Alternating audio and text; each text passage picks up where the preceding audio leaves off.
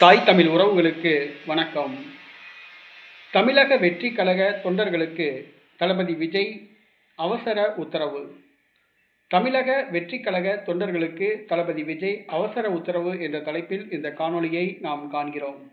பெஞ்சல் புயல் கடலூர், விழுப்புரம், கள்ளக்குறிச்சி ஆகிய மாவட்டங்களையும் புதுச்சேரி மாநிலத்தையும் புரட்டி போட்டுவிட்டது.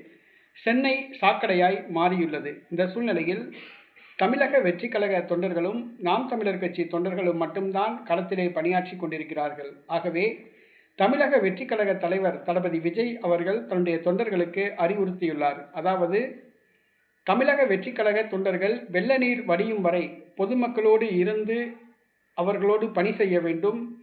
தேவையான நிவாரணப் பணிகளில் ஈடுபட வேண்டும்.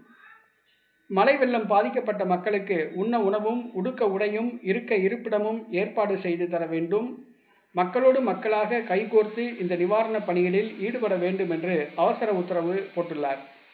ஆகவே திமுக, அதிமுக, காங்கிரஸ், பாஜக, கம்யூனிஸ்ட் கட்சிக்காரவங்க, தேமுதிகக்காரவங்க மாதிரி இல்லாமல் தமிழக வெற்றிக் கழக தொண்டர்கள் களத்தில் இருந்து மக்களோடு மக்களாக கைகோர்த்து நிவாரணப் பணிகளில் ஈடுபட வேண்டும் என்று அவசர உத்தரவு போட்டுள்ளார்.